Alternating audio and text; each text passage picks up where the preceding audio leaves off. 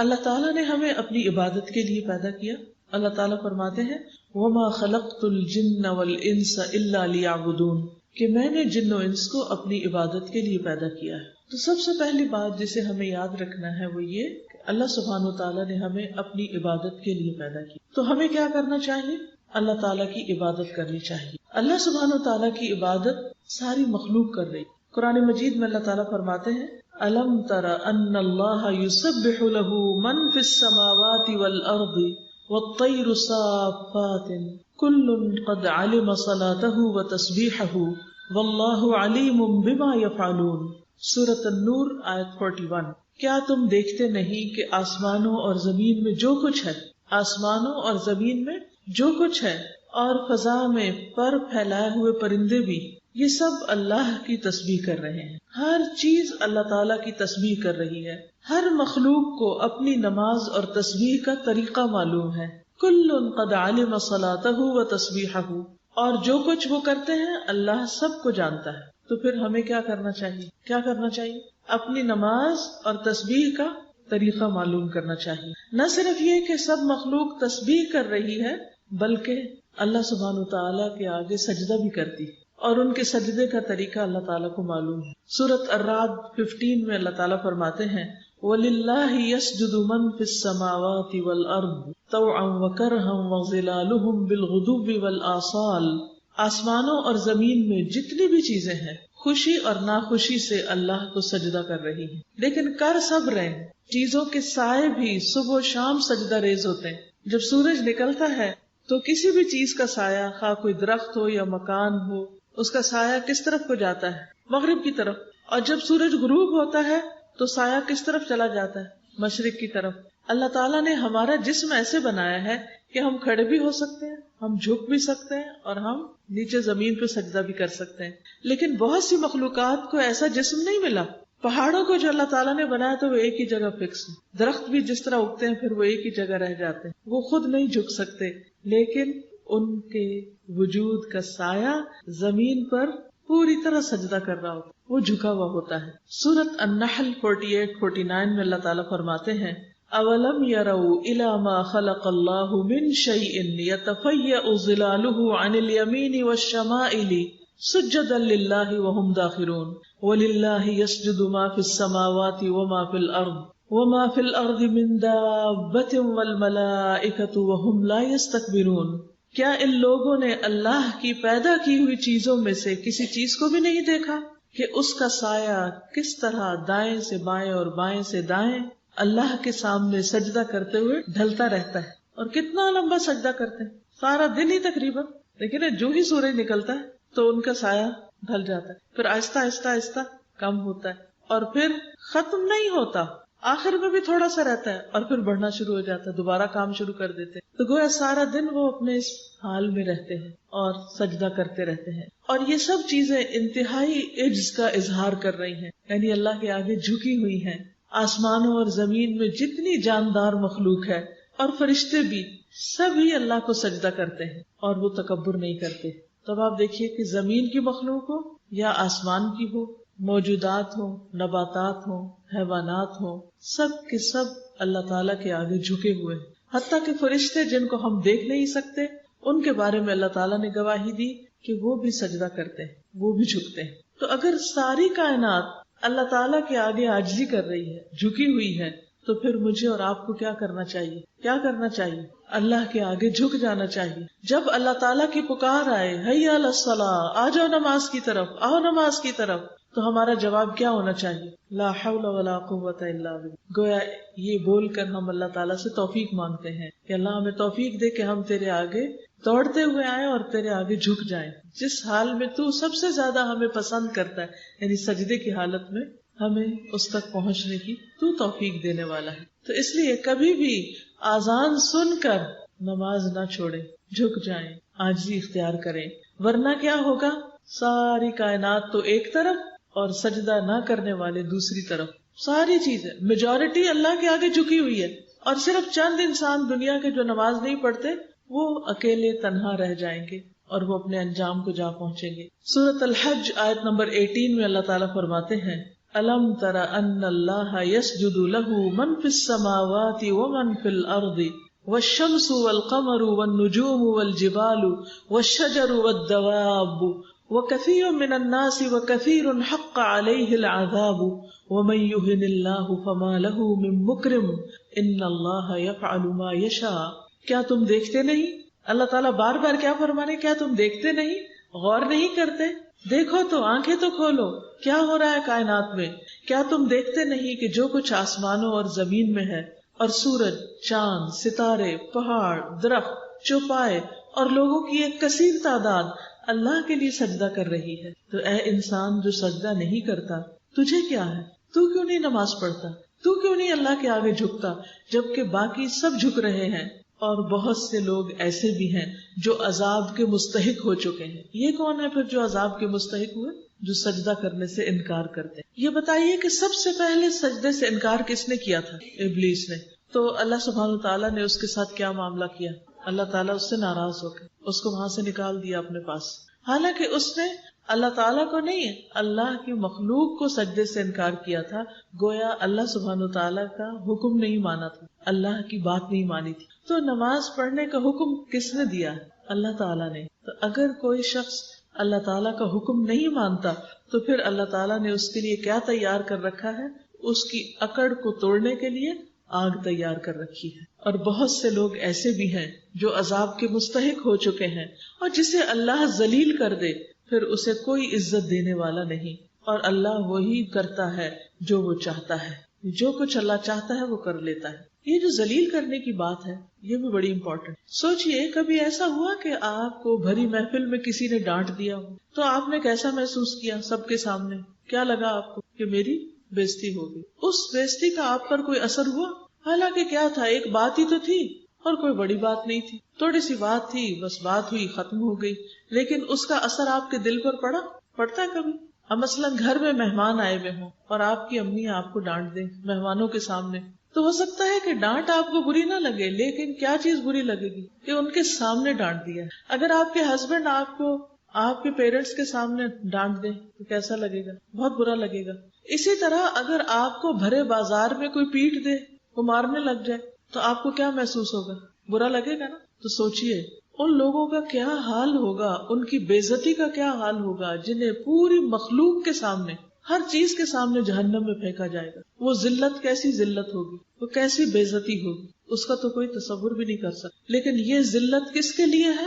ان لوگوں کے لیے جو تکبر کرتے ہیں، جو اللہ کے آگے جھکتے نہیں ہیں. تو اس لیے ہم دیکھتے ہیں کہ جو اللہ سبحانہ وتعالیٰ کے مقرب فرشتے ہیں وہ سجدے میں پڑے رہتے ہیں. کچھ فرشتے ایسے ہیں جو اپنی پیدائش کے دن سے لے کر آج تک صرف سجدے میں انہوں نے سر اٹھایا ہی نہیں. کچھ ایسے ہیں جو صرف رکوع میں ہیں، انہوں نے رکوع سے سر اٹھایا ہی نہیں کبھی. کچھ ایسے جو ہاتھ باندھ کے کھڑے ہیں اور تسبیح کر رہے ہیں اور وہ اس سے کبھی رکے ہی نہیں، کنٹینیوس. آپ دیکھیں کہ دنیا میں آپ بہترین سے بہترین کیسٹ پلیئر، ریکارڈر، آئی فون، کوئی بھی چیز لے لیں جس پر آپ کچھ پلے کرنا چاہیں تو اس کی ایک لمٹ ہوتی ہے. اس میں کتنا زیادہ ڈیٹا آ جاتا ہے، 64 GB. پھر کیا ہوتا ہے؟ وہ بھی بھر جاتا ہے. آپ کوئی بھی چیز اگر پلے کرنا چاہیں ایک دن رات لگی رہے گی، کچھ عرصہ لگی رہے گی، پھر اس چیز کی بیٹری ختم ہو جائے گی، پھر اس میں کوئی خرابی واقع ہو جائے گی، وہ ہیٹ اپ ہو جائے گی اور کام ختم. کوئی چیز دنیا میں پرماننٹلی کام نہیں کرتی. لیکن اللہ سبحانہ تعالیٰ کی ایسی مخلوق ہے جو پرماننٹلی بغیر تھکے، وہ تھکتے بھی نہیں، وَهُمْ لَا يَفْتُرُونَ، رکتے بھی نہیں، وہ بور بھی نہیں ہوتے، اور وہ مسلسل نماز پڑھ رہے ہیں. انہیں کوئی اور کام کرنے کو ہے ہی نہیں، وہ چاہتے ہی نہیں، اور ان کا کسی اور چیز میں دل ہی نہیں لگتا سوائے اس کے جس کے لیے اللہ نے ان کو پیدا کیا. پھر اس کے بعد آپ دیکھیں کہ انسانوں میں سے جو انبیاء ہیں، اللہ تعالیٰ کے محبوب بندے، مقرب بندے، وہ سب سے زیادہ نماز کی فکر کیا کرتے. نبی صلی اللہ علیہ وسلم نے فرمایا کہ ان انبیاء پر جب کوئی پریشانی آتی تو وہ نماز کی طرف متوجہ ہوتے. پھر اللہ سبحانہ تعالیٰ نے پیغمبروں کو نماز کی پابندی کا حکم بھی دیا. کچھ یاد ہے قرآن مجید کی کوئی آیت کی کسی پیغمبر کو اللہ تعالیٰ نے نماز کا حکم دیا ہو؟ نبی صلی اللہ علیہ وسلم کو فرمایا گیا وَاسْجُدْ وَاقْتَرِبْ وَاسْتَعِينُوا بِالصَّبْرِ وَالصَّلَاةِ اور وَأْمُرْ أَهْلَكَ بِالصَّلَاةِ وَاصْطَبِرْ عَلَيْهَا. یہ کس پیغمبر کو حکم دیا گیا تھا؟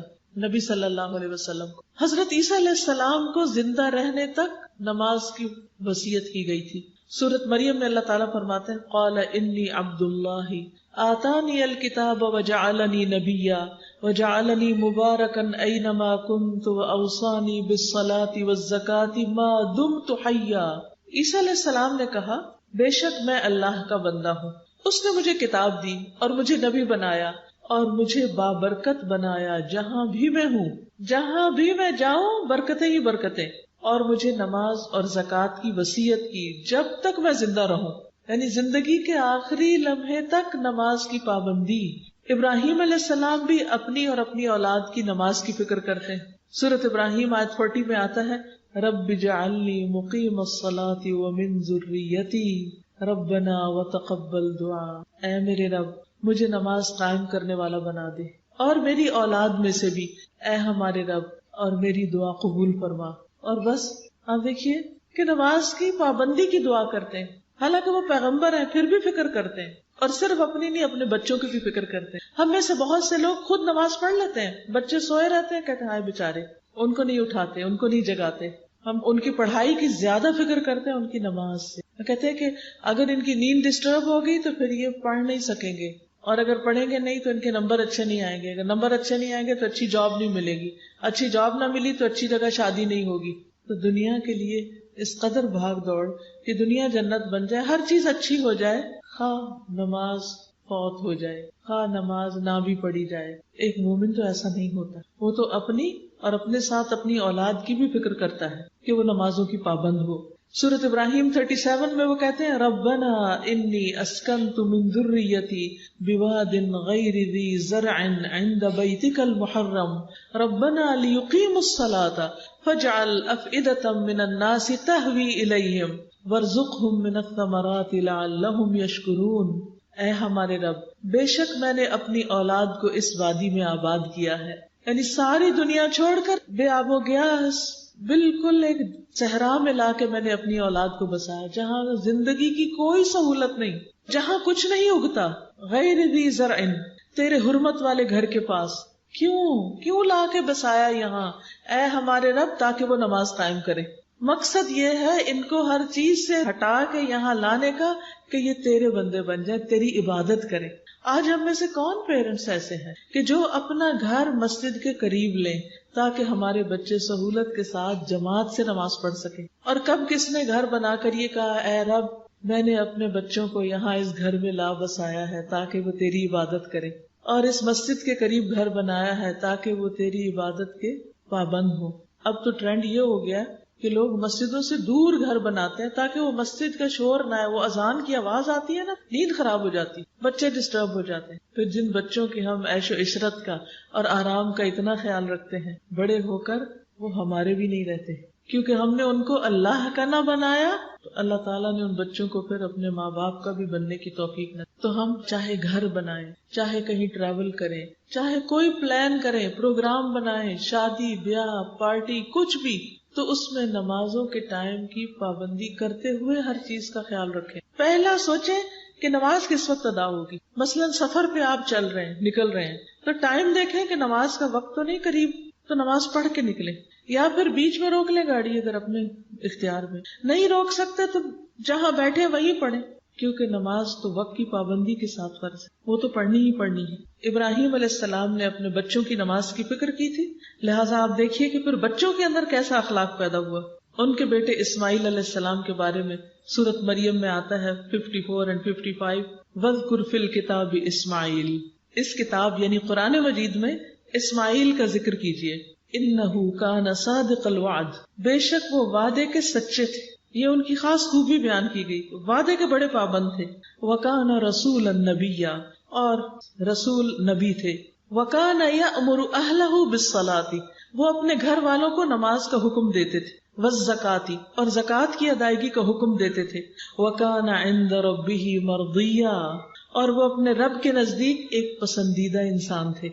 تو ایک پسندیدہ انسان کی خوبیاں کیا ہیں، کیا بتائی گئی کہ وہ کیا کرتا ہے؟ صرف خود نہیں، گھر والوں کو بھی نماز کا حکم دیتا ہے، گھر والوں کی نماز کی بھی فکر کرتا ہے. اور پھر پسندیدہ انسان کان صادق الوعد، وعدے کا سچا، جو کہا اسے کر کے دکھایا.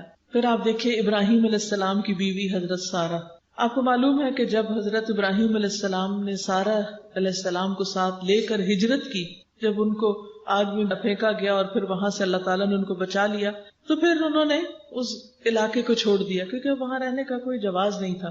تو وہ اپنی بیوی اور اپنے بھتیجے یعنی لوط علیہ السلام کو لے کر نکلے. تو وہ ایک ایسی بستی میں پہنچے جس میں بادشاہوں میں سے ایک بادشاہ یا ظالموں میں سے کوئی ظالم رہتا تھا. اس نے ابراہیم علیہ السلام کے پاس یہ حکم بھیجا کہ سارہ علیہ السلام کو اس کے پاس بھیج دیں، یعنی اپنی بیوی کو میرے پاس بھیج دو تاکہ میں اس کے ساتھ جو چاہوں کروں. کتنا مشکل وقت تھا. تو اب کیا کرتے، بھیجنا ہی پڑا، کیونکہ اگر آپ کسی ملک میں داخل ہو جاتے ہیں تو آپ کو اس ملک کے قانون کی پابندی کرنی پڑتی. اور ویسے بھی وہ ایسا ظالم تھا کہ وہ نہ بھیجتے تو شاید وہ مار ڈالتا. اور دیکھ لیجئے ابراہیم علیہ السلام اللہ کے دوست ہیں، لیکن آزمائش کتنی بڑی آ گئی. ابھی ایک آزمائش سے نکل کے آ رہے ہیں اور ایک اور آزمائش. سوچئے کسی بھی مرد کو اگر یہ کہا جائے کہ تم اپنی بیوی کو میرے پاس بھیج دو، کتنا مشکل وقت ہوگا. لیکن انہوں نے خودکشی نہیں کی. سارہ علیہ السلام نے کیا کیا، جب وہ لائی گئی اس کے محل میں، جب وہ بادشاہ ان کے پاس آیا تو وضو کر کے نماز پڑھنے لگ گئی. کہنے لگی اے اللہ، اگر میں تجھ پر اور تیرے رسول پر ایمان رکھتی ہوں. کون تھے رسول؟ ابراہیم علیہ السلام. تو مجھ پر اس کافر کو مسلط نہ کرنا، تو میری عزت کی حفاظت کرنا. تو کہتے ہیں کہ بادشاہ کا سانس گلے میں پھنس گیا اور وہ گر کر ایڑیاں رگڑنے لگا. ایک اور روایت میں آتا ہے کہ جو ہی اس نے ہاتھ آگے بڑھا اس کا ہاتھ پتھر ہو گیا. یہ کس چیز کا نتیجہ تھا؟ کس چیز کا؟ اس نماز کا فائدہ تھا کہ اللہ تعالیٰ کا حکم ہے نا. ابھی آپ نے آیت بتائی کہ وَاسْتَعِینُوا بِالصَّبْرِ وَالصَّلَاةِ، کہ ایسی مشکل آزمائشوں کے وقت کیا کرو، نماز پڑھ کے اللہ سے مدد مانگو. عام طور پر لوگوں کا حال کیا ہوتا ہے، جب مشکل آتی ہے سب سے پہلے نماز ہی چھوڑ بیٹھتے ہیں. وہ اتنے پریشان ہوتے ہیں کہ کہتے ہیں میں تو نماز ہی بھول گئی. تو اللہ نہ کرے کہ ہماری زندگیوں میں ایسا کوئی وقت آئے کہ ہم نماز بھولیں یا اس سے کوتاہی کریں یا اللہ تعالیٰ سے ناراض ہو کر اللہ کی عبادت چھوڑ بیٹھے. یہ سخت آزمائش ہوتی اور یہ بھی عذاب کی ایک قسم ہوتی کہ جس میں انسان، کئی دفعہ لوگوں نے آپ سے بھی سوال کیا ہوگا، لوگ پوچھتے ہیں کہ آزمائش اور عذاب میں کیا فرق ہوتا ہے. ہمیں کیسے پتا چلے کہ کوئی تکلیف ہمارے لیے آزمائش ہے یا پھر عذاب ہے اللہ کا؟ اگر کسی تکلیف کے آنے پر ہم اللہ تعالیٰ کے اور قریب ہو جاتے ہیں تو یہ آزمائش ہے. اللہ تعالیٰ اس سے درجے بلند کرنا چاہتا ہے. وہ کسی گناہ کی سزا نہیں ہے بلکہ کیا ہے، ایک امتحان ہے. اور اگر کوئی شخص اس پر جب امتحان آئے اور وہ اور بگڑ بیٹھے اور اللہ سے اور دور ہو جائے تو سمجھے کہ یہ کسی گناہ کی سزا ہے. کیونکہ نیکی کے بعد ایک اور نیکی کا موقع مل جانا یہ پہلی نیکی کا ثواب ہوتا ہے. ہم دعا مانگتے ہیں نا ربنا آتنا فی الدنیا حسنہ، تو اس کا مطلب کیا کہ اللہ تعالیٰ ایک نیکی کے بعد ایک اور، ایک کے بعد ایک اور نیکی کا موقع دیتے جانا، راستے کھول دینا ہمارے لیے. تو جب ایک شخص ایک نیکی کرتا ہے تو اللہ تعالیٰ اس کو دل کھول دیتا ہے، اس کو نیکی سے محبت ہوتی ہے، وہ اگلی اور اچھی کرتا ہے. جب وہ کرتا تو پھر ایک اور دروازہ کھلتا ہے، ایک اور کھلتا ہے، ایک اور کھلتا ہے. لیکن اگر انسان نیکی کے مواقع سے فائدہ نہیں اٹھاتا تو کیا ہوتا ہے، جب ایک نیکی چھوڑتا نا، مثلا کچھ لوگ ہوتے ہیں اچھا چلو نفل چھوڑ دیتے ہیں. اب کیا ہوتا ہے، ایک دن نفل چھوڑے نا ذرا، اگلے دن دل مانے گا پڑھنے کو، اگلے دن پھر شیطان کو بہانہ کروا دے گا، پھر چھوٹ جائیں گے. اگلے دن پھر چھوٹ جائیں، آپ کہیں گے اوہ یہ کیا ہو گیا، میں تو اچھی بھلی اتنی پابندی کرتی تھی، اشراق اور چاشت کی ہے تو میرے زندگی سے نکل گیا. تو جب نیکی کے بعد مزید نیکی کا موقع ملتا جائے تو سمجھے کہ اللہ تعالیٰ راضی ہے، چاہے مشکل سے ہی ملے. اور اگر نیکی کے مواقع چھننے لگے اور نیکی کرنے کو دل نہ چاہے، نیکی کے لیے دل سخت ہو جائے، یا انسان عبادت چھوڑ بیٹھے، یا اللہ تعالیٰ سے ناراض ہو جائے، تو یہ انسان کی بدبختی کی علامت ہوتی. تو اللہ تعالیٰ ہم سب کو اس سے محفوظ رکھے. اللہ ہمیں ایسی آزمائش میں نہ ڈالنا کہ ہم تجھ سے دور ہو جائیں، کیونکہ یہ سب سے بڑی آزمائش ہے کہ انسان اللہ سے دور ہو جائے اور اللہ تعالیٰ کی عبادت میں کمی کر دے. تو اس لیے ہر حال میں مشکل ہو کے آسان، چھوٹی ہو کے بڑی، جو میسر ہو نیکی کرتے چلے جائیں. تو بہرحال آپ دیکھیے کہ سارہ علیہ السلام کو اللہ تعالیٰ نے اس نماز کے پڑھنے کی برکت سے ایسی غیبی مدد کی کہ ان کی عزت بھی محفوظ ہوئی. اور اس کے بعد بادشاہ کے پاس ایک اور لونڈی تھی حضرت ہاجر، وہ انہوں نے ان کو گفٹ کے طور پر دے دی. کہا کہ یہ عورت بہت مختلف عورت، یہ کوئی معمولی چیز نہیں ہے، یہ ان کی کرامت تھی. اور پھر اللہ تعالیٰ نے ان کے لیے راستے کھولے اور پھر حضرت ہاجرہ سے حضرت اسماعیل علیہ السلام پیدا ہوئے اور پھر اس سے وہ گھر آباد ہوا جس کی محبت میرے اور آپ کے دل میں ہر وقت تڑپتی رہتی. اور ہم میں سے جب کوئی سنتا ہے نا کہ فلاں حج پہ جا رہا ہے تو دل کا حال کیا ہوتا ہے، جب سنتے فلاں عمرے پہ جا رہا ہے تو دل کیسے مچلنے لگتا ہے کہ ہم بھی اڑ کے پہنچ جائیں. اللہ تعالیٰ تیرے لیے تو کچھ مشکل نہیں. تو شروع کہاں سے ہوا تھا؟ انہی لوگوں سے نا. اللہ نے ان کو اپنی طرف آنے کی وجہ سے اور نیکیوں کا موقع دے دیا. تو کبھی کسی حال میں بھی نماز کو بدنام نہ کرے کہ اچھا ہم نے تو نماز پڑھی تھی, ہماری تو دعا قبول نہیں ہوئی. کیا ہم نے وضو صحیح کیا تھا؟ کیا سجدے صحیح کیے تھے؟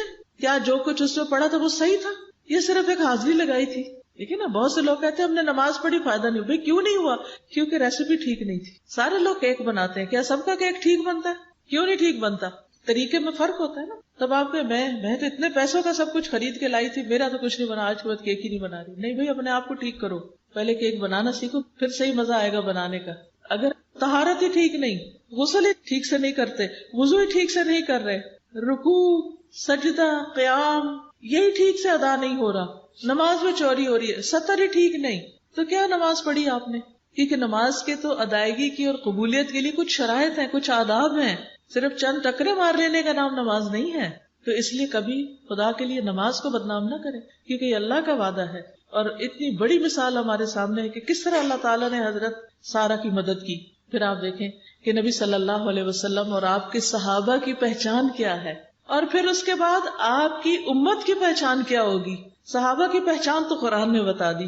محمد الرسول اللہ والذین معه اشداء علی الکفار رحماء بینہم تراہم رکعا سجدا یبتغون فضلا من اللہ ورضوانا سیماہم فی وجوہہم من اثر السجود ذالک مثلہم فی التوراۃ. محمد صلی اللہ علیہ وسلم اللہ کے رسول ہیں, اور جو لوگ اس کے ساتھ ہیں یعنی صحابہ کرام کافروں پہ بہت سخت ہیں, آپس میں بہت نرم دل ہیں. یہ سچے مومن کی پہچان. وہ ایک دوسرے کے ساتھ بہت ہی نرم ہوتے ہیں, محبت کرنے والے ہوتے ہیں, ایک دوسرے کے لیے مہربان ہوتے ہیں, ایک دوسرے کی کیئر کرنے والے ہوتے ہیں, ایک دوسرے کا خیال کرنے والے ہوتے ہیں, ایک دوسرے کی ضرورت کو سمجھنے والے ہوتے ہیں. رحماء بینہم, اور ان کی پہچان کیا؟ تراہم رکعا سجدا, تم ان کو دیکھو گے کہیں رکوع کر رہے ہیں, کوئی سجدہ کر رہا ہے, یعنی ان کو سب سے زیادہ محبت ہی نماز سے ہے. آج آپ دیکھیں لوگ حجاب بھی اوڑھ لیتے ہیں, درس بھی اٹینڈ کر لیتے ہیں, نمازوں کی پابندی نہیں کرتے. کس قدر آفت ہے. یہ کیسا دین ہے جس کا پہلا رکن ہی نماز ہے, پہلی شرط ہی نماز ہے. اور پھر یبتغون فضلا من اللہ ورضوانا, وہ اپنے رب کا فضل اور اس کی رضا ڈھونڈتے رہتے ہیں کہ کس طرح رب کو خوش کر دے, راضی کر دے. سیماہم فی وجوہہم من اثر السجود, سجدوں کی کثرت کی وجہ سے ان کے پیشانیوں پر, ان کے ماتھوں پر امتیازی نشان موجود ہیں. ان کی یہی صفت تورات میں بیان ہوئی ہے کہ محمد صلی اللہ علیہ وسلم کے ساتھی اس طرح ہوں گے. ایک دفعہ کسی نے پوچھا کہ یا رسول اللہ صلی اللہ علیہ وسلم, آپ ہمیں تو پہچانتے ہیں, لیکن آپ کے بعد جو آپ کی امت کے لوگ آئیں گے آپ ان کو کیسے پہچانیں گے؟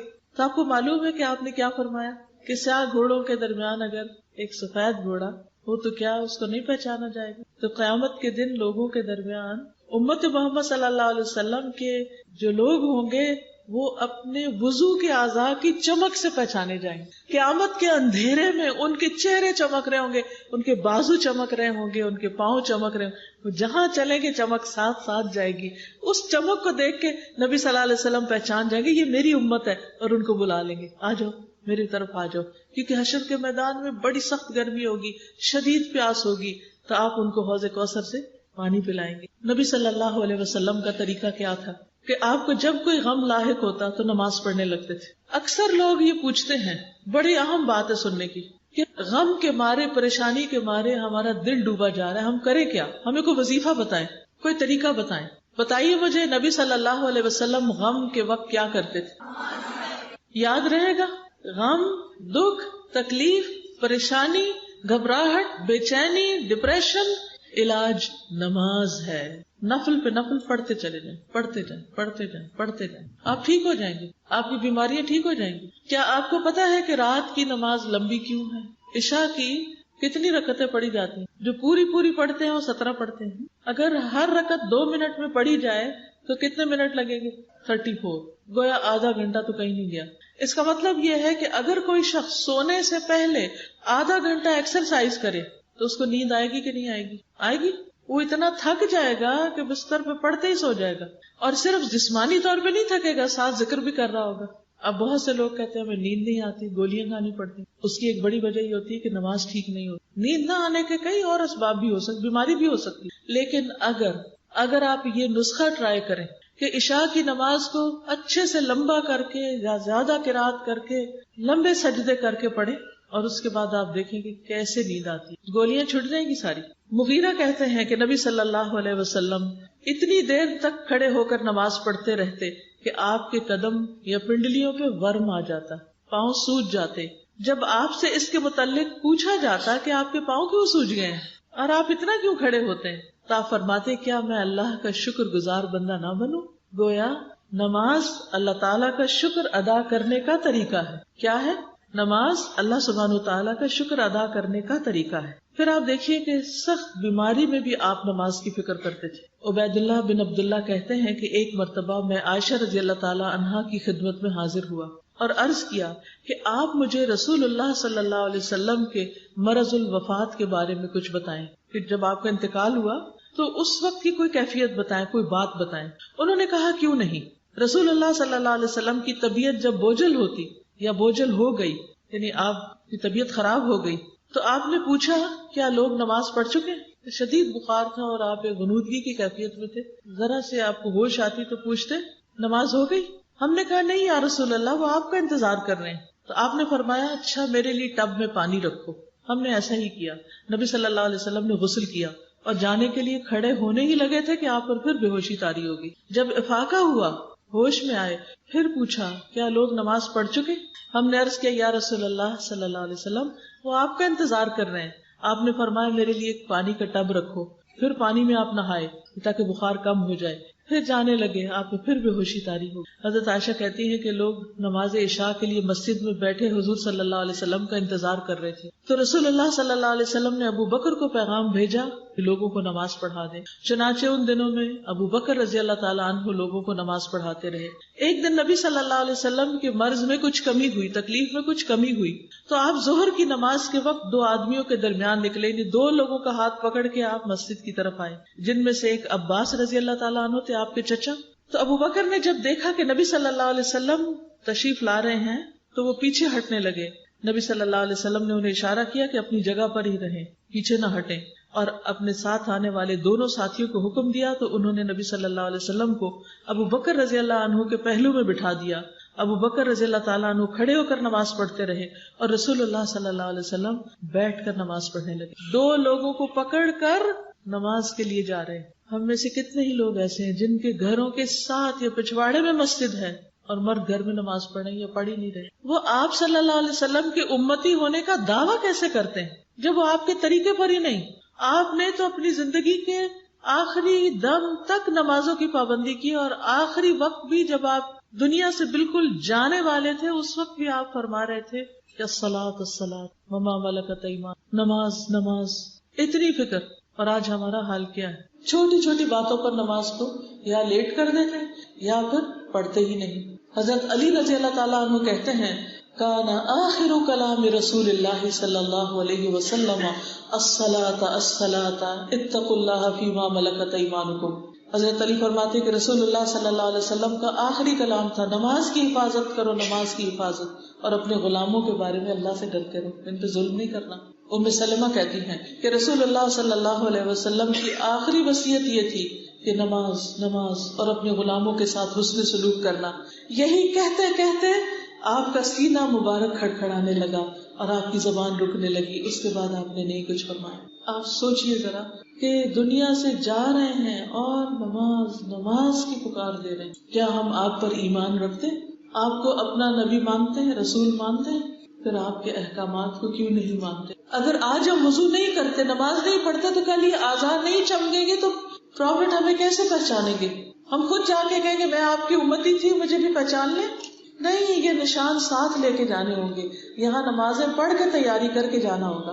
پھر یاد رکھیے کہ نماز اسلام کا دوسرا رکن ہے۔ بنی الاسلام علی خمس، شہادت اللہ الہ الا اللہ وان محمد رسول اللہ واقام الصلاۃ وایتاء الزکاۃ وحج البیت وصوم رمضان۔ رسول اللہ صلی اللہ علیہ وسلم نے فرمایا اسلام کی بنیاد 5 چیزوں پر ہے، 5 pillars of اسلام۔ یہ گواہی دینا کہ اللہ کے سوا کوئی معبود نہیں اور یقیناً محمد صلی اللہ علیہ وسلم اللہ کے رسول ہیں، اور نماز قائم کرنا اور زکوٰۃ ادا کرنا اور بیت اللہ کا حج کرنا اور رمضان کے روزے رکھنا۔ لیکن عبادات میں اس کا پہلا درجہ ہے، یعنی اسلام کے پلرز میں سیکنڈ، لیکن جب عبادتوں کی بات ہوگی تو ہمیشہ اس کا ذکر سب عبادتوں سے پہلے آتا ہے. مثلاً قرآن مجید میں آتا ہے وَمَا أُمِرُوا إِلَّا لِيَعْبُدُوا اللَّهَ مُخْلِصِينَ لَهُ الدِّينَ حُنَفَاءَ وَيُقِيمُوا الصَّلَاةَ وَيُؤْتُوا الزَّكَاةَ وَذَلِكَ دِينُ الْقَيِّمَةِ، اور انہیں اس کے سوا حکم نہیں دیا گیا کہ وہ اللہ کی عبادت کریں، اس حال میں کہ اس کے لیے دین کو خالص کرنے والے، ایک طرف ہونے والے ہوں، نماز قائم کریں اور زکوٰۃ دیں. یہی مضبوط دین ہے. یعنی نماز کے بغیر دین کا کوئی کانسیپٹ نہیں. ایک شخص سارے کام کرتا رہے، لوگوں سے بھی بڑا اچھا ہو، لیکن نماز نہ پڑھے تو اس کو دیندار نہیں کہا جا سکتا، اس کے باقی عمل بھی کہیں ضائع نہ ہو جائے. سورۃ البقرہ میں اللہ تعالیٰ فرماتے ہیں وَأَقِیمُوا الصَّلَاةَ وَآتُوا الزَّکَاةَ وَارْکَعُوا مَعَ الرَّاکِعِینَ، اور نماز قائم کرو اور زکوٰۃ ادا کرو اور رکوع کرنے والوں کے ساتھ مل کر رکوع کرو. یعنی جماعت کی نماز کی بھی پابندی مردوں کے لیے خاص طور پر. نماز کو اسلام کا ستون قرار دیا گیا اور بنیادی تعلیم میں سے اہم ترین عبادت، اہم ترین کام بتایا گیا. رسول اللہ صلی اللہ علیہ وسلم نے فرمایا اسلام کا حصہ 3 چیزیں ہیں، نماز، روزہ اور زکوٰۃ. اور اس میں بھی آپ دیکھ رہے ہیں کہ نماز سب سے پہلے اس کا حکم. آپ دیکھیے کہ باقی چیزوں کا حکم زمین پر آیا ہے، نماز کا حکم کہاں آیا ہے؟ آسمان پہ بلا کر یہ تحفہ دیا گیا. اس سے بھی اندازہ ہوتا ہے کہ اس کی کتنی زیادہ اہمیت ہے. باقی احکامات جبریل زمین پر لے کر آ رہے ہیں، لیکن نماز کے لیے نبی صلی اللہ علیہ وسلم کو جب معراج نصیب ہوئی، اللہ سبحانہ وتعالیٰ سے ملاقات کا شرف ہوا، یعنی اللہ تعالیٰ سے آپ ہم کلام ہوئے، تو اس وقت آپ کو نماز کا یہ فریضہ دیا گیا. اور آپ کو معلوم ہے کہ شروع میں کتنی نمازیں تھیں؟ 50، اور آپ وہی لے کر آ رہے تھے. حضرت موسیٰ علیہ السلام نے کہا میں بنی اسرائیل کو جانتا ہوں، میری امت کے لیے بڑی مشکل تھی، وہ نماز نہیں پڑھ سکتے تھے، تو آپ کم کرائیے. پھر کتنی ہو گئی؟ کم کرتے کرتے کرتے 5 پہ آ گئے، لیکن اجر و ثواب کتنا رکھا گیا؟ 50 کا ہی رکھا گیا. انہوں نے یہ بھی کہا تھا حضرت موسیٰ نے کہ یہ 5 بھی نہیں پوری پڑیں گے اور کم کریں. تو نبی صلی اللہ علیہ وسلم نے کیا فرمایا؟ اب مجھے اپنے رب سے شرم، کیونکہ بار بار جا چکا ہوں. اور وہ بھی کیا کہ اللہ تعالیٰ نماز میں کمی کر دے. یہ ایسے ہی ہے کہ آپ کسی کے پاس جائیں، کوئی آپ کو ڈیوٹی ملے، آپ کہیں جاب کر رہے ہو اور آپ کو کوئی جاب ڈسکرپشن ملے، تو آپ جا کے کہیں اس میں کمی کر دیں، وہ تھوڑی سی کمی کر، پھر اب اچھا اور کم کر دیں، اچھا اور ڈیوٹی آور کم کر دے، اچھا اور کم کر دے، اور کم کر دے، لیکن تنخواہ پوری دے. کوئی دے گا؟ قطعاً نہیں دے گا. دنیا میں کوئی مائی کا لال ایسا نہیں کہ جو جس کام کے لیے آپ کو ہائر کرے اور آپ اس کا 10واں حصہ کریں، یعنی 50 میں سے 5 کتنی رہے گی؟ 10واں حصہ. اور پھر اجر پورے کا پورا ملے، تنخواہ پوری کی پوری ملے، اور اس کو بھی کئی گنا بڑھانے کا وعدہ کیا گیا ہو. لیکن کس قدر شرم کی بات ہے کہ ہم 5 بھی نہیں پڑھ پاتے، ان کی بھی پابندی نہیں کرتے. آخر ہم نے کیا سوچ رکھا ہے کہ اللہ تعالیٰ کو کیا منہ دکھائیں گے؟ اللہ سبحانہ و تعالیٰ روزانہ 2 بار فرشتوں سے بندوں کی نماز کی خبر لیتے ہیں. 2 بار پوچھتے ہیں ان سے کہ میرے بندے کیا کر رہے تھے. ابو ہریرہ کہتے ہیں کہ رسول اللہ صلی اللہ علیہ وسلم نے فرمایا تمہارے پاس دن اور رات میں فرشتے باری باری آتے ہیں، اور وہ نماز فجر اور نماز عصر میں جمع ہوتے ہیں. جو فرشتے رات کو تمہارے پاس رہیں وہ آسمان پہ جاتے ہیں تو ان کا رب ان سے پوچھتا ہے، حالانکہ وہ بندوں کا حال خوب جانتا ہے، تم نے میرے بندوں کو کس حال میں چھوڑا؟ وہ کہتے ہیں ہم نے اس حال میں چھوڑا کہ وہ نماز پڑھ رہے تھے، اور اس حال میں ان کے پاس پہنچے کہ وہ نماز پڑھ رہے تھے. پھر اسی طرح دن کے فرشتے جب جاتے ہیں اللہ تعالیٰ ان سے پوچھتے ہیں، پھر رات والے فرشتے جب صبح جاتے ہیں اللہ تعالیٰ ان سے پوچھتے ہیں. دن میں 2 بار پوچھتے ہیں. بتائیے اگر ہم نماز نہ پڑھتے ہوں تو وہ جا کے کیا بتائیں گے؟ کیا بتائیں گے جا کے؟ کہ ہم نے تیرے بندوں کو اس حال میں چھوڑا کہ وہ ٹیلی ویژن کے آگے بیٹھے ہوئے تھے، وہ کمپیوٹر پہ مصروف تھے، وہ بازاروں میں پھر رہے تھے، وہ لمبی تان کے سو رہے تھے، وہ فیس بک پہ بیٹھے ہوئے کمنٹس دے رہے تھے لوگوں. کیا ہم اپنی یہ گواہیاں لکھوا رہے ہیں؟ اللہ تعالیٰ نے چونکہ عبادت کے لیے پیدا کیا نا، تو اللہ تعالیٰ کا حق ہے کہ وہ پوچھے کہ یہ کر رہے ہیں کہ نہیں، حالانکہ اللہ تعالیٰ خود بھی خوب جانتا ہے. آپ دیکھیے کہ جس چیز کی آپ کے نزدیک بہت اہمیت ہوتی ہے تو آپ کیا کرتے ہیں؟ آپ کو خود بھی پتا تھا، پھر آپ دوبارہ پوچھتے اچھا پھر کیا ہوا تھا، حالانکہ آپ نے خود بھی دیکھا ہوتا. یعنی اتنا اللہ تعالیٰ انٹرسٹ لیتے ہیں کہ بندے اس فریضے کو کس طرح پورا کر رہے ہیں. پھر اسی طرح جو لوگ نماز کا انتظار کرتے ہیں اللہ تعالیٰ فرشتوں کے سامنے ان پہ فخر کرتا ہے کہ دیکھو میرے بندے نماز کے انتظار میں بیٹھے ہوئے ہیں. عبداللہ بن عمر کہتے ہیں کہ ہم رسول اللہ صلی اللہ علیہ وسلم کے ساتھ مغرب کی ہم نے نماز ادا کی تو کچھ لوگ گھروں کو چلے گئے اور کچھ لوگ وہیں بیٹھے رہے. تو رسول اللہ صلی اللہ علیہ وسلم جلدی تشریف لائے. آپ کا سانس پھولا ہوا تھا، آپ نے اپنے گھٹنوں سے کپڑا اٹھایا ہوا تھا، آپ نے فرمایا خوش ہو جاؤ، تمہارے رب نے آسمان کا ایک دروازہ کھولا اور فرشتوں کے سامنے فخر کرتے ہوئے فرمایا میرے بندوں کی طرف دیکھو، ایک فریضہ ادا کر چکے ہیں، دوسرے کے انتظار میں بیٹھے ہوئے۔ تو مجھے بہت رشک آتا ہے ان لوگوں پر جو رمضان میں اور ویسے بھی حرم میں جاتے ہیں، ایک نماز کے بعد پھر اگلی نماز کے انتظار میں وہاں بیٹھ رہتے ہیں کہ جگہ لینی ہے تاکہ تراویحیں پڑھ سکیں، اور پھر وہاں بیٹھ کے تلاوت کرتے رہتے ہیں اور انتظار میں بیٹھے رہتے ہیں۔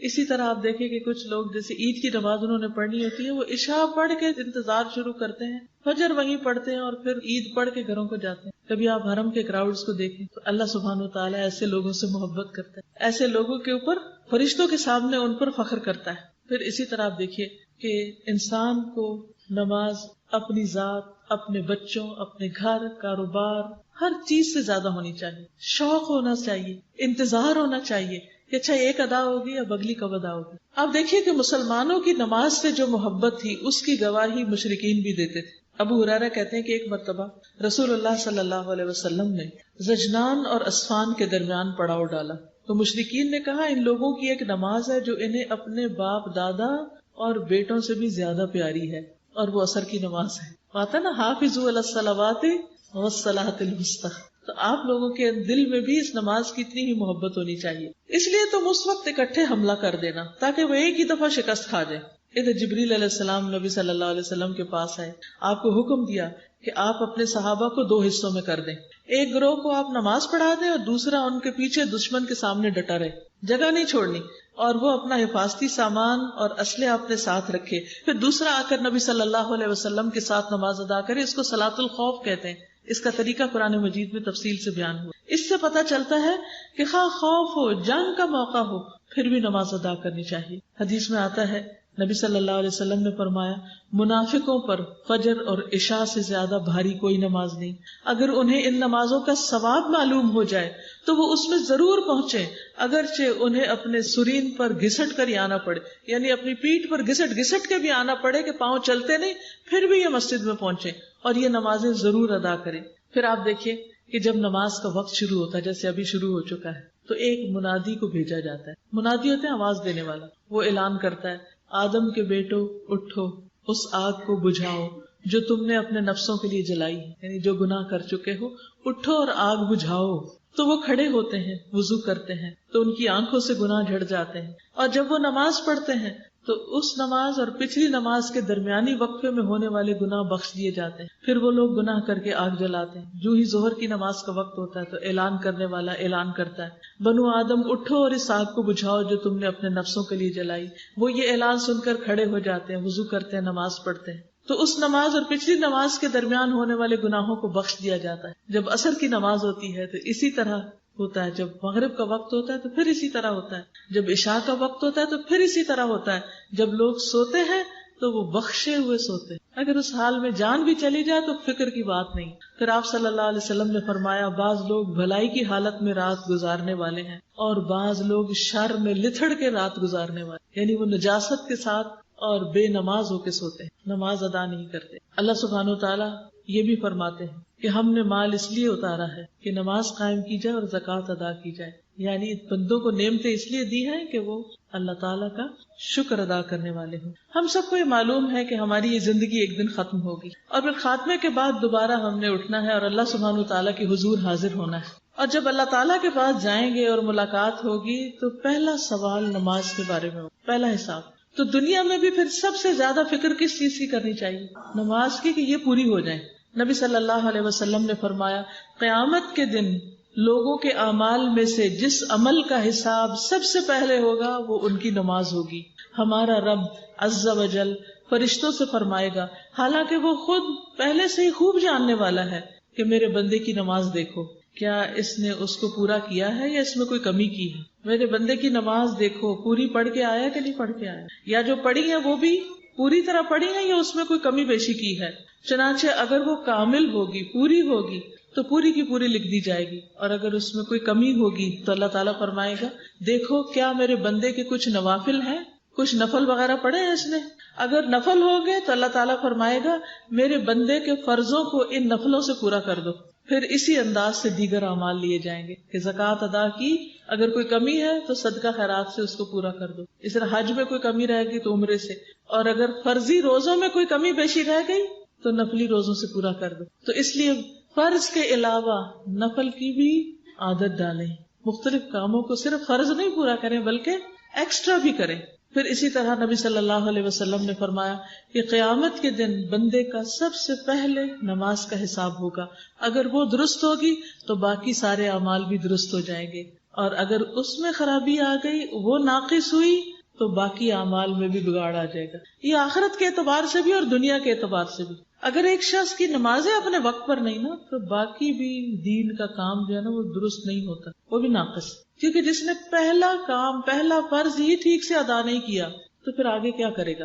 پھر آپ دیکھیے کہ مرنے کے بعد جب انسان قبر میں جائے گا تو اس وقت بھی بندے کی حسرت کیا ہوگی. اگر اس کو تھوڑا سا وقت ملے تو سب سے پہلے وہ 2 رکعتیں نماز پڑھے. پہلا کام اس کو نماز یاد آئے گی کہ میں نماز ادا کروں. ابو ہریرہ کہتے ہیں نبی صلی اللہ علیہ وسلم ایک قبر کے پاس سے گزرے. ہم سب قبرستانوں کے پاس سے گزرتے ہیں، اس وقت یہی سوچیں اس حال میں کہ اس میں میت کو دفن کیا گیا تھا، یعنی ابھی تازی میت ڈالی گئی تھی. آپ نے فرمایا 2 رکعتیں ہلکی سی ہوتی ہیں، چھوٹی سی ہوتی ہیں، اور تم ان کو حقیر سمجھتے ہو، معمولی سمجھتے ہو.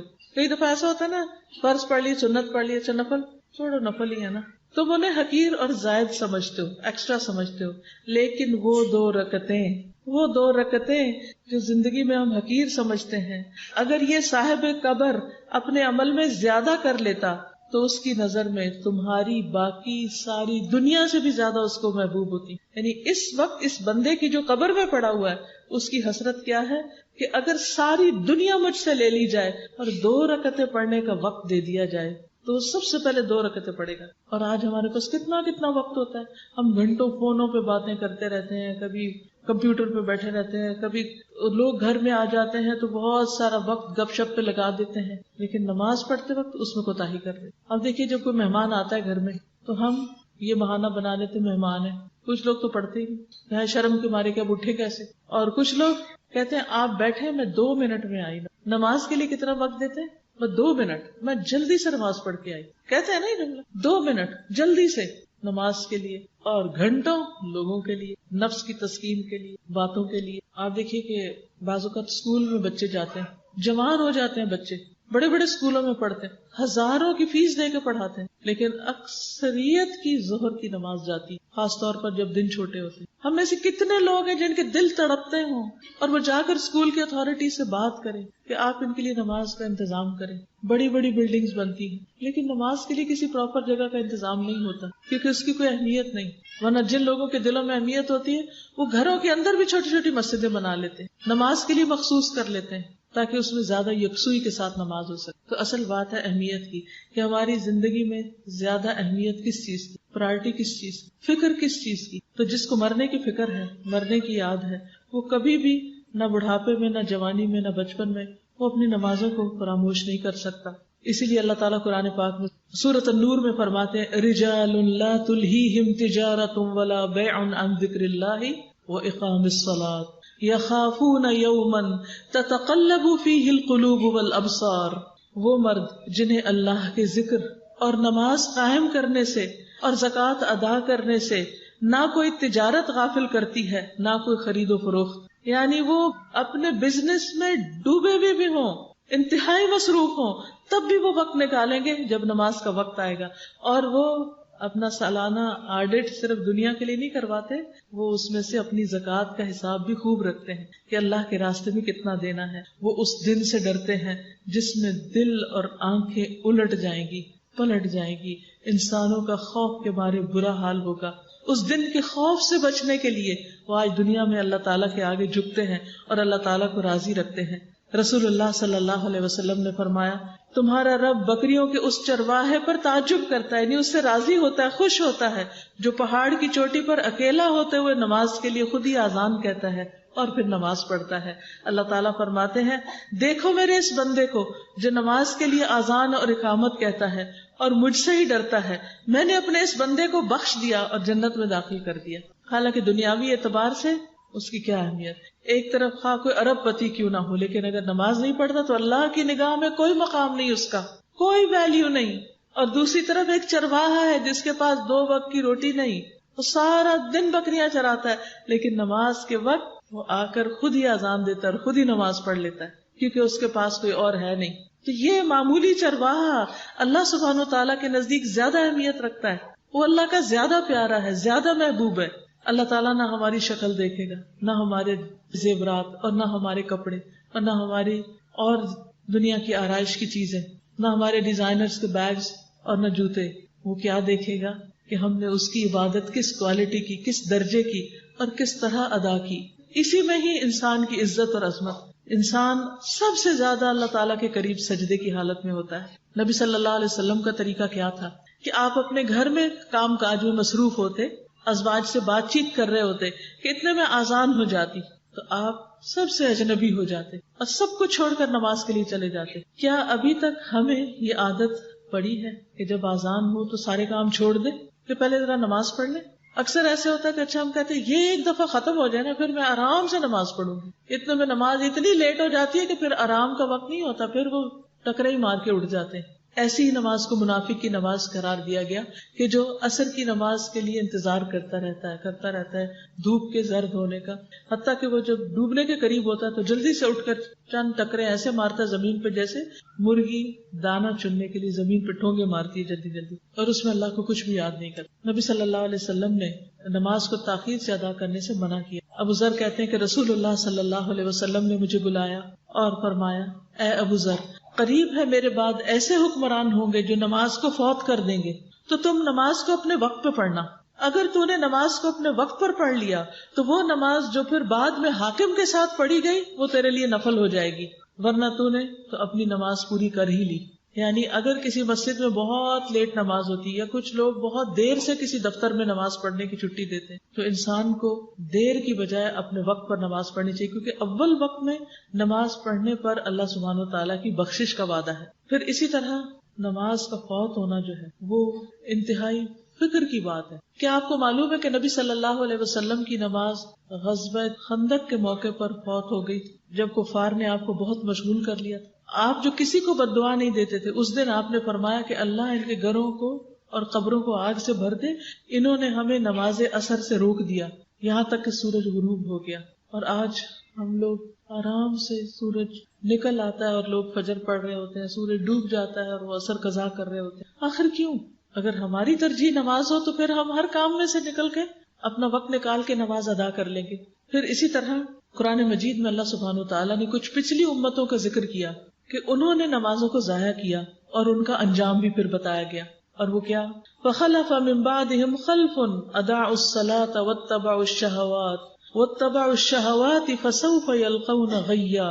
پھر ان کے بعد یعنی پہلے جو نیک لوگ تھے یا نیک ماں باپ, ان کے بعد ان کی نالائق اولاد ان کی جانشین بنی جنہوں نے نماز کو ضائع کیا اور اپنی خواہشات کے پیچھے لگ گئے, دنیا کے عیش و عشرت میں لگ گئے اور جہنم کے گڑھے میں وہ جا پڑیں گے. کتنا صاف حکم کہ اگر کسی کے ماں باپ نماز پڑھتے اور بچے نہیں پڑھتے تو ماں باپ کی نمازیں بچوں کو ہرگز فائدہ نہ دیں گی. ابو بصرہ غفاری کہتے ہیں رسول اللہ صلی اللہ علیہ وسلم نے ہمارے ساتھ مخمس میں عصر کی نماز پڑھی, پھر آپ نے فرمایا یہ نماز تم سے پہلی امتوں پر بھی پیش کی گئی تو انہوں نے اس کو ضائع کر دیا, تو جو آدمی اس کی حفاظت کرے گا اسے دوہرا اجر ملے گا. تو اس لیے کہیں بھی ہو, کیسے بھی حالات ہوں, نماز نہیں چھوڑنی چاہیے. نبی صلی اللہ علیہ وسلم نے فرمایا جب آدمی کسی جنگل میں ہو اور نماز کا وقت آ جائے تو وضو کرے, اگر پانی نہ ہو تو تیمم کر لے, پھر اگر تکبیر کہے تو اس کے دونوں فرشتے اس کے ساتھ نماز پڑھیں گے.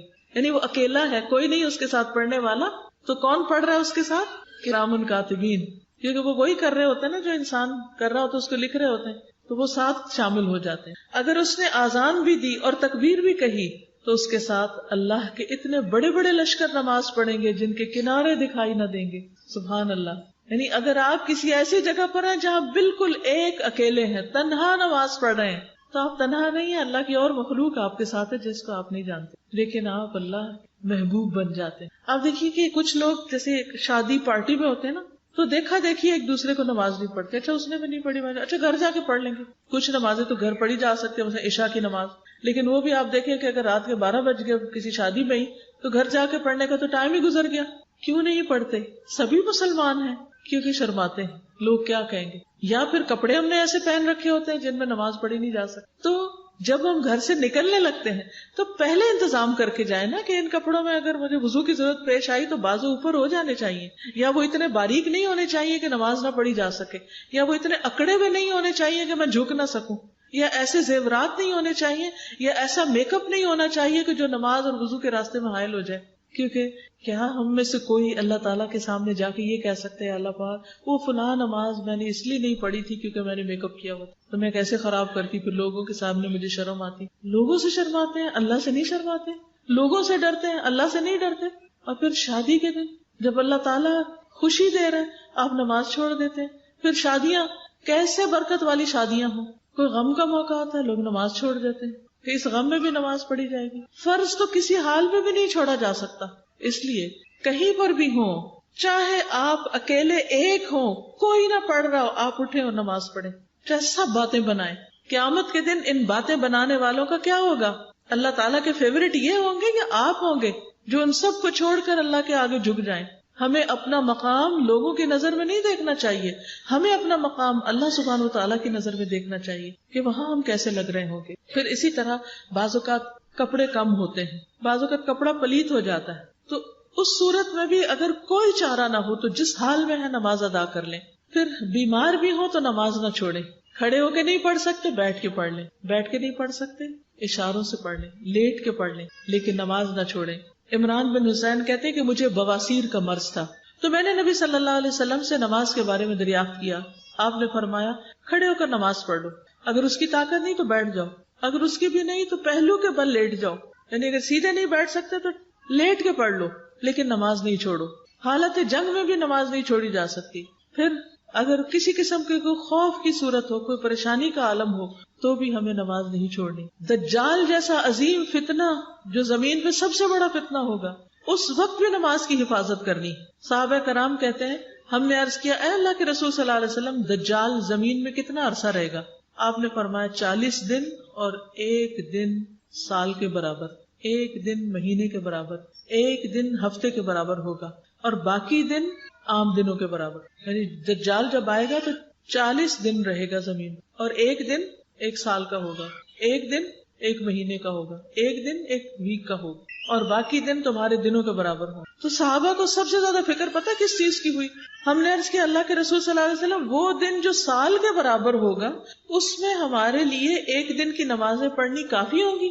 آپ نے فرمایا نہیں بلکہ تم 1 سال کی نمازوں کا اندازہ کر لینا کہ سال میں کل کتنی پڑھی جاتی ہے، تو اس ایک طویل ترین دن میں سال بھر کی نمازیں پڑھتے جانا، اندازے کے ساتھ پڑھتے جانا. پھر آپ دیکھیں کہ بچوں کو بھی سب سے پہلے حکم کس چیز کا دیا جاتا ہے؟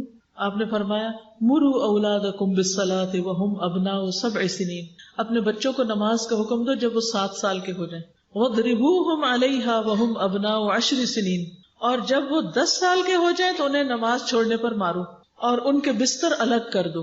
لڑکا لڑکی بہن بھائی بھی ہوں تو ان کو ایک کمرے میں ایک بستر میں مت رکھو جب تک کہ کوئی بڑا بیچ میں نہ ہو. پچھلے دنوں ایک بچی نے مجھے خط لکھا اور اس خط میں اس نے لکھا کہ میرا اور میرے بھائی کا کمرہ ایک تھا، الگ الگ بستر تھے، لیکن میں نے دیکھا کہ میرا بھائی مجھے غلط طریقے سے چھیڑنا شروع ہو گیا اور پھر میں بھی آہستہ آہستہ اس کی طرف مائل ہونے لگی اور رات کو اپنے کمرے میں ہی اپنے کپڑے چینج کرنے لگی اور میرا بھائی جاگتے ہوئے اور یوں پریٹینڈ کرتا تھا کہ وہ سو رہا ہے اور مجھے دیکھ رہا ہوتا تھا. تو کانپ کے رہ گئی کہ یار اب یہ کیا.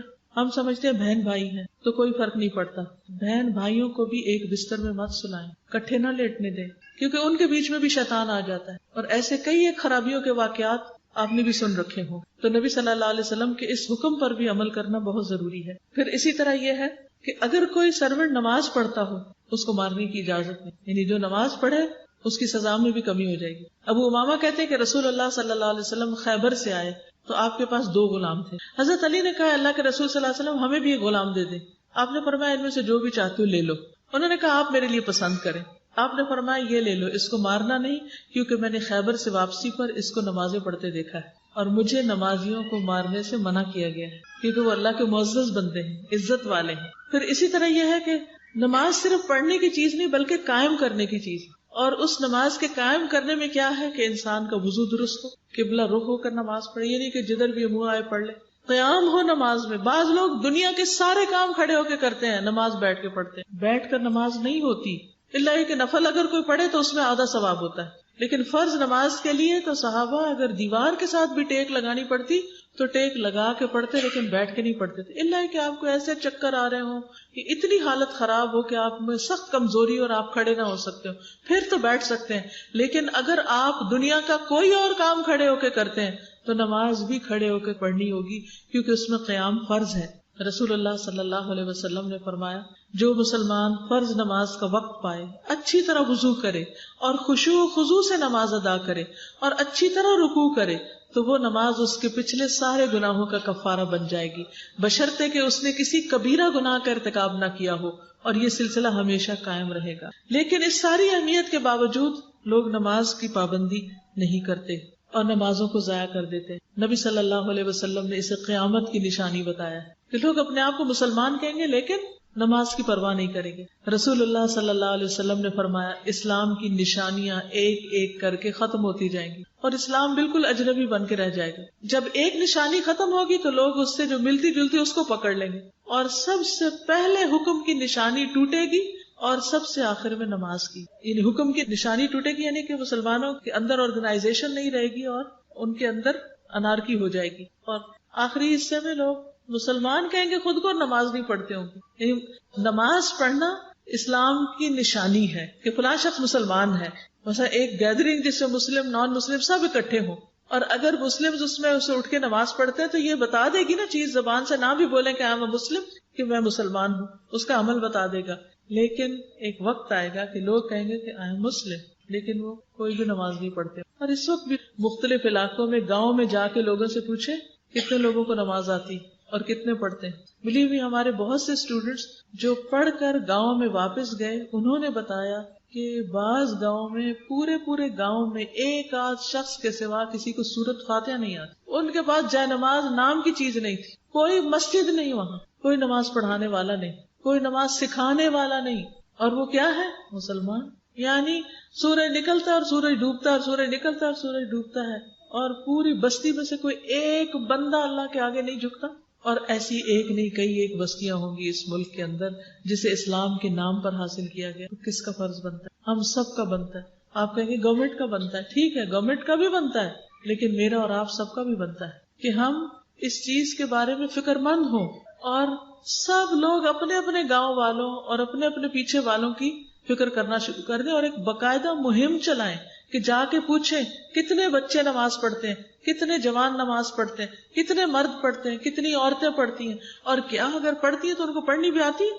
تو جب تک اس کو اہمیت نہیں دیں گے اور اس کو باقاعدہ ایک مہم کے طور پر نہیں لیں گے تو بات نہیں بنے گی. پھر اسی طرح یہ ہے کہ نمازوں کو وقت سے ڈیلے کرنا یہ بھی ایک بہت بڑا جرم ہے. پھر اسی طرح آپ نے فرمایا یہ چیز بھی علامت قیامت میں سے ہے کہ آدمی 2 رکعت نماز پڑھے بغیر مسجد سے گزر جائے گا. یعنی آئے گا مسجد، گھوم پھر کے واپس چلا جائے گا، نماز نہیں وہاں پڑھے گا، تحیت المسجد کی ادائیگی نہیں ہوگی. اور آپ دیکھیں کہ اب کئی مسجدیں ایسی ہیں جو اتنی خوبصورت بنی ہوئی ہیں کہ لوگوں کے لیے وہ ایک مونیومنٹ بن گئی، ایک یادگار بن گئی، یا ایک دیکھنے کی چیز بن گئی. وہ وہاں جاتے ہیں اور مسجد میں جا کے اس کی کاریگری، اس کے پینٹ، اس کے ڈیزائن، ہر چیز کو دیکھتے ہیں اور اس کے بعد واپس چلے جاتے ہیں اور 2 رکعت نماز وہاں ادا نہیں کرتے. نبی صلی اللہ علیہ وسلم نے یہ بھی فرمایا کہ ایک وقت آئے گا کہ لوگوں کو یہ بھی پتہ نہیں ہوگا کہ نماز ہوتی کیا ہے. رسول اللہ صلی اللہ علیہ وسلم نے فرمایا کپڑے کے بیل بوٹوں کی طرح اسلام مٹتا جائے گا.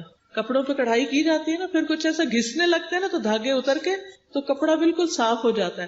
فرمایا کہ کپڑوں کے بیل بوٹوں کی طرح اسلام بھی مٹتا جائے گا، حتیٰ کہ کسی کو یہ بھی معلوم نہ رہے گا کہ نماز، روزہ، قربانی اور صدقہ کسے کہتے ہیں، کیا ہوتا ہے. اور ایک رات میں اللہ تعالیٰ کی کتاب کو مٹا دیا جائے گا اور زمین میں ایک آیت بھی باقی نہ رہے گی.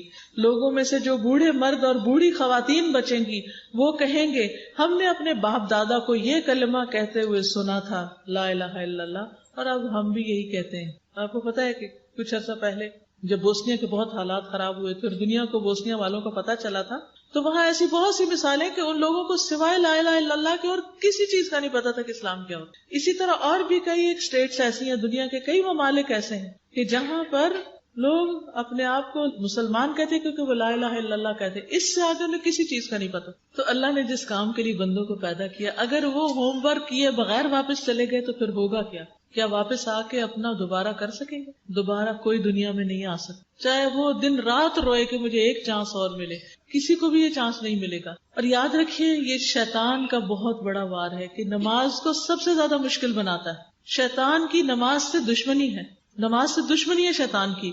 قرآن مجید میں اللہ تعالیٰ فرماتے ہیں انما یرید الشیطان ان یوقع بینکم العداوۃ والبغضاء فی الخمر والمیسر ویصدکم عن ذکر اللہ وعن الصلاۃ فہل انتم منتہون.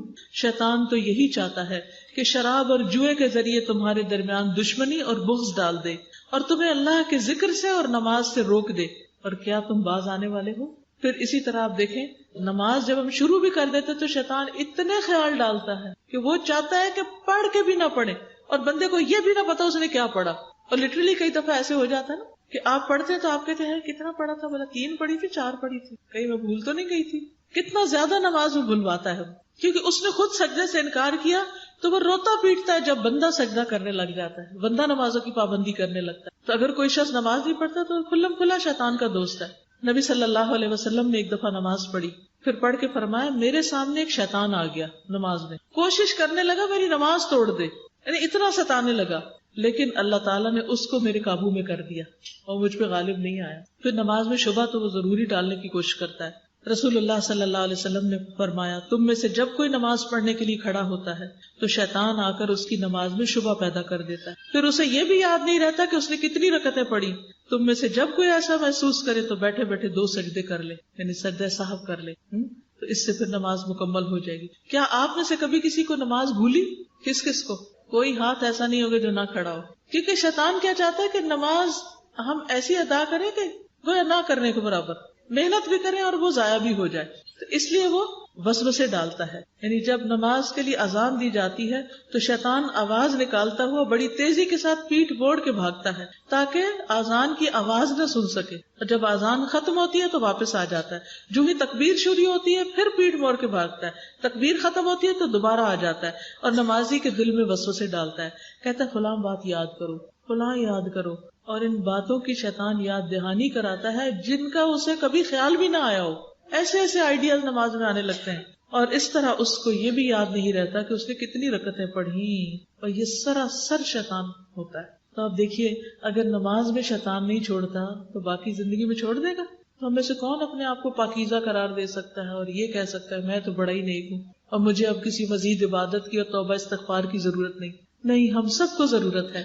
تو ہم سب کو نماز میں شیطان کی کھیل سے بچنے کی ضرورت ہے. حضرت عثمان بن عفان سے مروی ہے کہ ایک شخص نے نبی صلی اللہ علیہ وسلم کی خدمت میں حاضری دی اور عرض کی یا رسول اللہ صلی اللہ علیہ وسلم، میں نماز پڑھ رہا تھا، مجھے نہیں پتا چلا کہ میں نے جفت عدد میں نماز پڑھی یا طاق عدد میں، یعنی ایون یا آڈ نمبر کتنی رکعتیں پڑھی مجھے یاد نہیں رہا. تو آپ صلی اللہ علیہ وسلم نے فرمایا اپنے آپ کو اس بات سے بچاؤ کہ تمہاری نماز میں شیطان تم سے کھیلنے لگے، تمہیں غافل کر دے. خود کو کنٹرول کرو کہ شیطان کی باتوں میں نہ لگو کہ تمہیں بھلوا ہی دے کہ تم نے کیا پڑھا.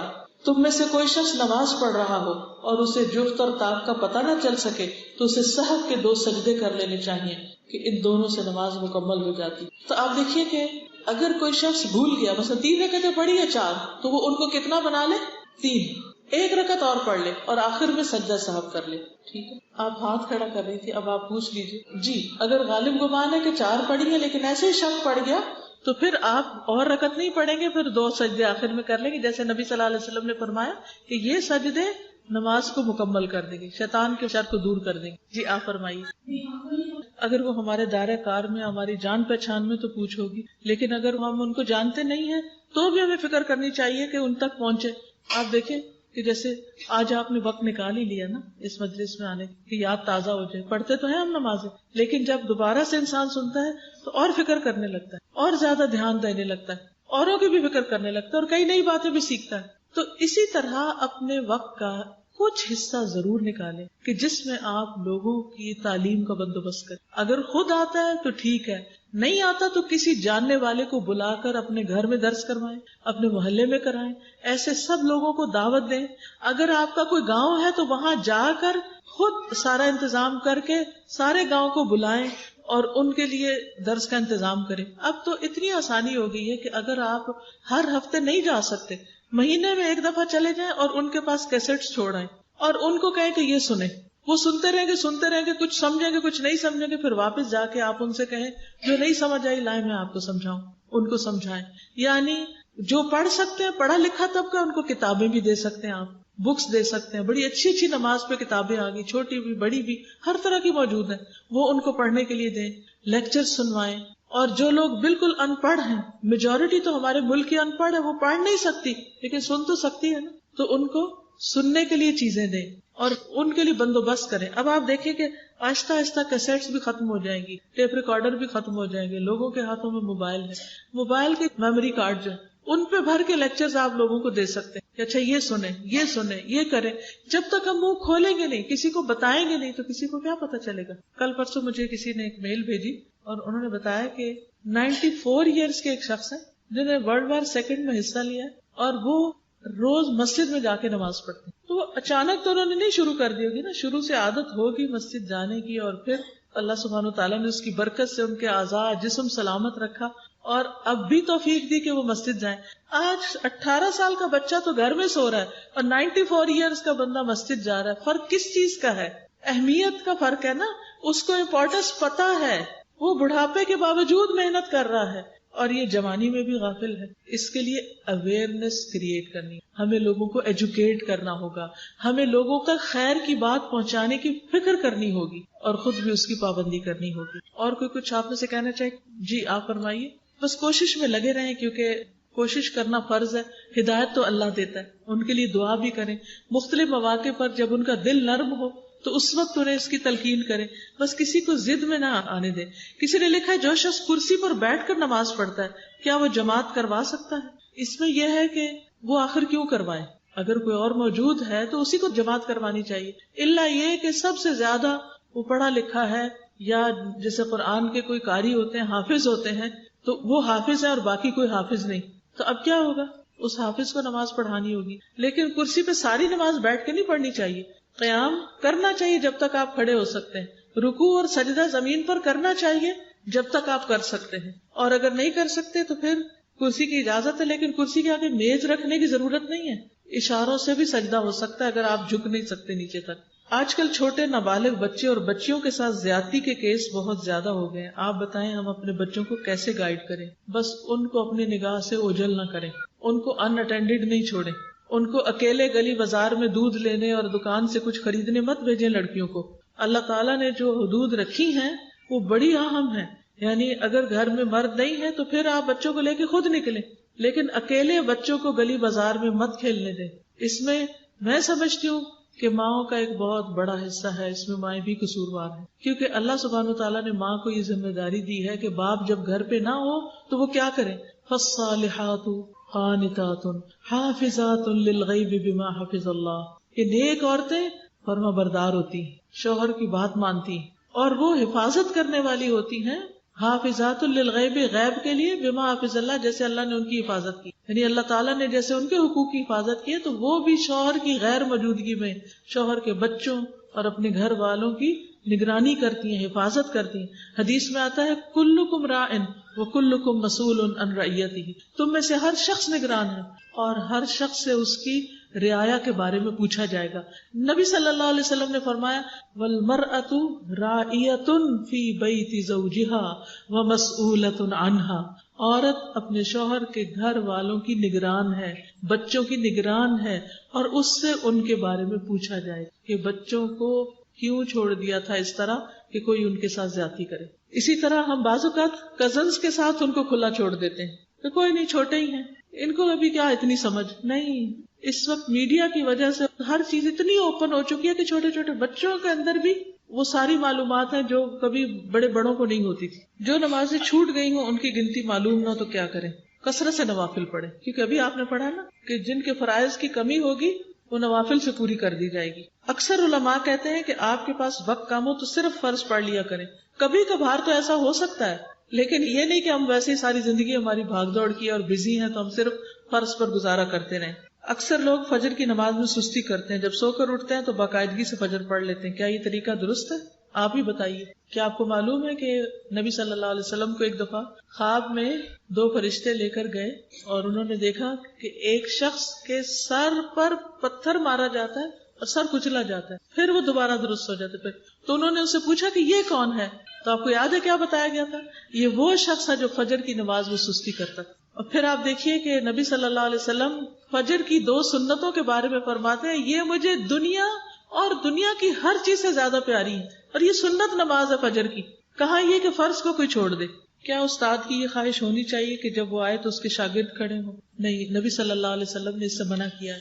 جب والدین اولاد کو نماز مار کر کہتے ہیں تو یہ بہت سختی سے پیش آتے ہیں. اکثر حدیث کوٹ کرتے ہیں کہ 10 سال کے بچے کو نماز نہ پڑھے تو مارا جائے.